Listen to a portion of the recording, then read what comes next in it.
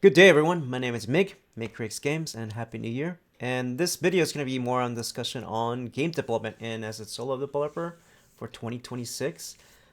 This is just going to be something for me I want to talk about, and also for anybody that's starting in the indie game development and wants to do indie game development and solo development.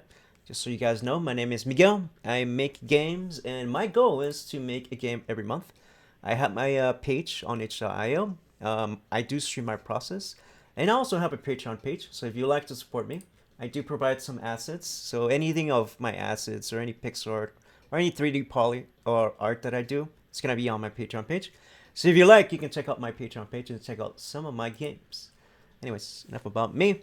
We'll talk about 2026 as an indie game developer or solo developer.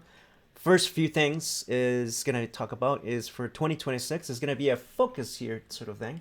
And then you first need to focus on what are you going to be? Are you going to be a hobbyist, or are you going to be a sort of a monetization or commercialized sort of indie game developer?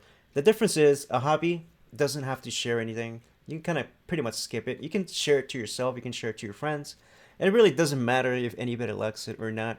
I think we're in the age of internet where everything needs to be shared and everybody needs to think, oh, how can I get money from this? That sort of thing. Just think about it as a hobby. If you want to just only do it for yourself and maybe have family members or friends only play it, then that's fine. That's completely up to your objective. But that should be your first objective. First to determine your hobbyist or you want to do something commercialized. If you are commercialized, you can continue on from here. The thing you can do is obviously share and provide feedback to the public. And you can do that with obviously social media. Now you can do it with YouTube, you can do it with Twitch, you can do it with any sort of, anything you think that can help you or you like doing and share with your public. And really, the idea is to reach out and make new friends too while you're reaching out to other game developers or people that have better skills than you that can teach you along the way. Really, that's really is the process. It's getting feedback, sharing things, and understanding what people really like and know how to monetize and make a little bit more money from your indie game. Potentially becoming a full-time indie game developer. I know for a lot of you guys, that's really the potential. I think the other next thing is that's very important besides sharing and getting feedback. This is the important step. It's also determine you can proceed. So determining it's could be maybe you're getting low motivation, or you're not getting enough income that you wanted to get. Those sort of things are things you need to think about. It's something that a lot of indie game developers usually end up happening is they lose motivation, or maybe they say, you know what, I don't want to continue with this game. I'm not making enough money, or I'm not getting enough motivation. Typically, that happens when you get less views, less likes, less comments, less feedback in general. In that sort of case, you need to kind of step back and think, okay, what can I do? Can I restart? Can I do something else? Or maybe it's just a new project I can start from new, or is it something I can just kind of change up, or maybe I can do sort of different things or look to the game. The idea is you want to find out what kind of matches with your public, and like I said, if it's monetization, you need to work with whatever the customer decides on what's good and what's not. Right? It's different from being a hobbyist, as you only share to yourself. The other thing is determine. I think it's more important is learn and apply new ideas. Obviously, when we're doing game development, I think even if it's commercial or hobbyist, I think we should always learn new things. For example, I learned 3D art, pixel art, learned a little bit about music, a lot about YouTube, particularly YouTube in particular. I never thought I would be doing YouTube. It's my first time doing YouTube, believe it or not, and of course doing live streaming sort of things. And for me, I honestly, I'm an introverted person. I never thought I would be, in a camera, on a spotlight. But just been doing it for a couple of years. I've really been enjoying this process.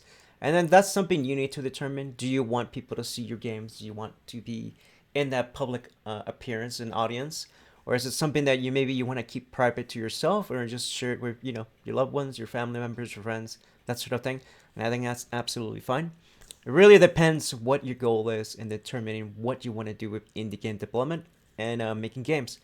And another bigger topic that a lot of people mention is short games versus long games. Here's my thought about it. I don't. Doesn't matter. You can do short games. You can do long games. Really depends. Up to you. I have examples of long games that done well, really well, and I think particularly, I think most of you guys get motivated by Thin Matrix, right? 10 years making game development. Amazing. Just started as a hobby, just shared it on YouTube. Slowly started growing, and people just started supporting him. Right? Blood Made from other people, and then, of course, Aura Dev.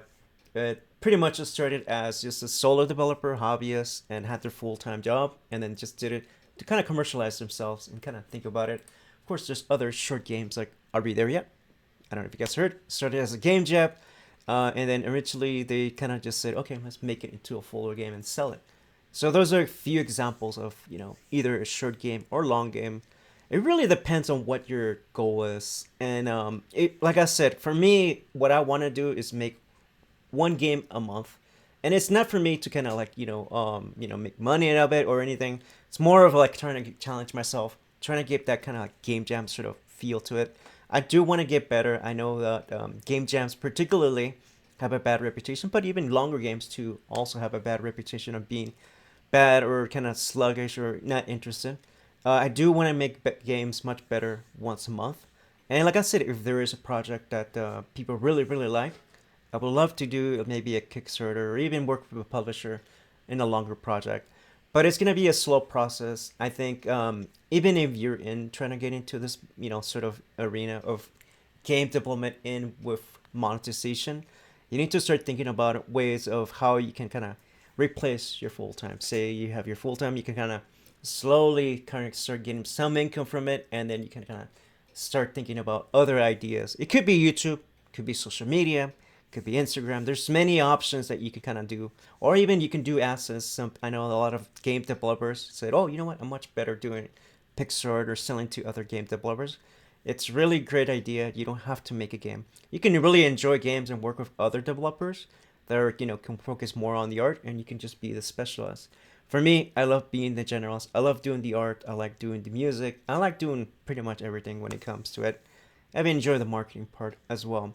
Doesn't mean that you have to do it. You can kind of just decide on what your goal is for 2026. And of course, in the long run, that is mostly what you want to focus on. And yeah, and as always, I'm always going to be pretty much online talking about different things. If there's anything you guys want to me to talk about, anything particular to game development, let me know. I do talk about certain hot topics that are out there, particularly about AI or any other sort of things. They're out there. But enough about me. Hopefully you guys have a good 2026 when it comes to game development. And then we'll see you on to the next one, and I'll continue making games.